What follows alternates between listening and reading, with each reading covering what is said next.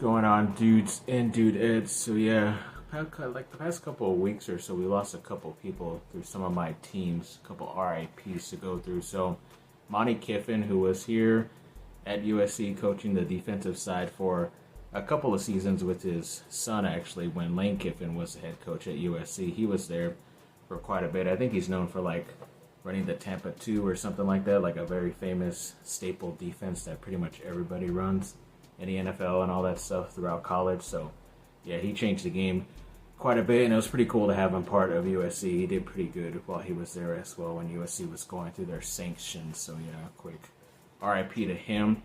And also a wide receiver in Jacoby Jones, who played for the Chargers pretty briefly. I think they said over the weekend he recently passed away. Like, they didn't really say why. I know he was 40 years old, but sad. It's always sad to see somebody go that early. But yeah, I think he had just pretty recently retired because I had not seen him pop up like on any team's rosters as of late. But yeah, sucks to hear that bit of news. I think even like Richard Simmons passed away, that workout influencer from like the 80s and 90s. I saw him trending. I didn't even realize why he was trending the other day. But yeah, sadly he even passed away too. So it sucks. Everybody's dropping like flies. But yeah, overall we'll be able to get through this. And then when it came to USC, yes, they finally got some good news. It came a week later than it should have, because I guess due to some weather out there in Texas. But it looks like that 4-star wide receiver Tanook Hines has committed to USC in the class of 2025. So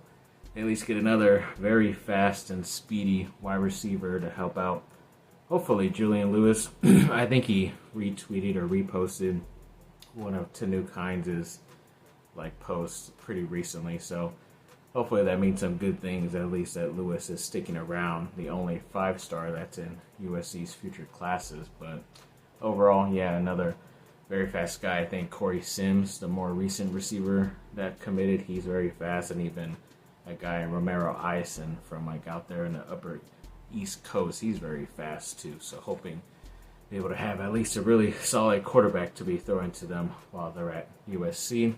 And then the MLB draft has been the past couple of days going on, and it looks like one USC player was selected pretty high in the third round, like I think pick number 97, and that was Austin Overn. I forget exactly which position he plays, or I forget if he's like second baseman or outfield, but he's pretty much, I think he got drafted this high because of how good he is when he's getting on base and his percentage to get like a bunch of triples. And I think he broke like the triple record while as a freshman at USC. And I don't know exactly if he's going to be playing right away or if they just have his rights or something like that, but hoping that he at least gets to stick around at USC for one more season to see what else he can do for the program. And then in round 7, I think it was pick number 203. There was a right-handed pitcher from USC, Will Watson, got selected by the New York Mets as well. So that's pretty cool. At least a couple of guys were added. I think it's like 350-something odd players that have been drafted from USC in their history. So that's pretty good. Hopefully they'll have some more guys drafted here in the near future. And the number 1 women's player in the class of 2025, Aaliyah Chavez, recently put out a top 10, and she was breaking it down, but it looks like USC did make that top 10 list, so that's pretty cool. Obviously hoping for her to pair up with Juju Watkins, at least for one season. I think she'll be at least a junior. I forget if the WNBA, you have to wait till you're a senior or a junior, but either way, might get a season or 2 with her while she's at USC, so hoping for the best in that situation. And yes, the women's basketball team did set up a home-and-home series with Notre Dame on the women's basketball side. I know they don't really play as much when it comes to that rivalry in like the basketball sports for some reason, but I believe it's this November 20-something this year in 2024. They will be playing in LA for the first time in quite a bit, and then they'll have a game in Indiana South Bend at Notre Dame in the 2025 season. So looking forward to seeing how that goes. I know they have a pretty talented freshman this last season that was fighting out for some awards along with Juju as well. So yeah, it's going to be some pretty good battles over the next couple of years with those two rivals.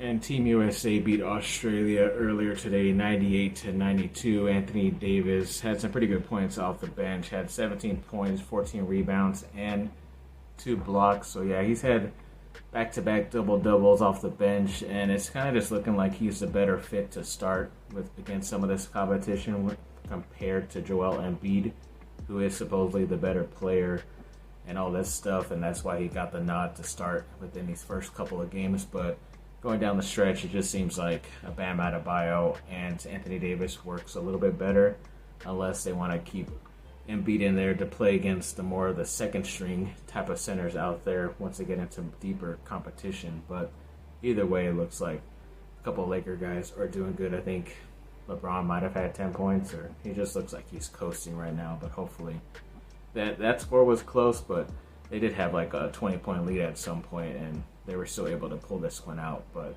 it just seemed like it was closer than it was. But they did pretty good in this game from one of the better competitors out there in Australia.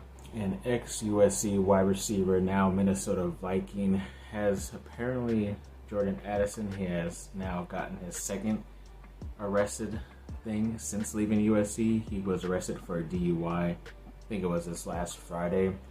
And I think there was some rumor that it was just him sleeping in the car, which I guess that still constitutes. I think I saw that on an episode of Everybody Loves Raymond. His wife gets arrested because she turns on the car and she ends up falling asleep, and she doesn't want to drive because she did have a couple of drinks, but then a cop saw her and then she had to get taken to jail overnight pretty much, which is kind of weird because the car's not moving or going anywhere, but I guess the intent to drive or whatever. But yeah, this is the second time dealing with the cops and getting arrested. The other first time was speeding, but then they said that was because he was trying to save his dog at the time.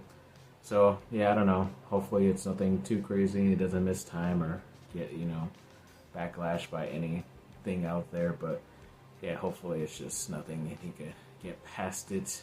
And then one of the more veteran USC players, ex-USC players in the NBA, Taj Gibson, he recently signed with the Charlotte Hornets on a 1-year deal. So that was a bit interesting because he is one of the older guys out there, and he kind of only sticks with like the New York Knicks or wherever Tom Thibodeau was. But yeah, I guess now he's decided to go elsewhere, and they're willing to give you a contract and money, so might as well, I guess.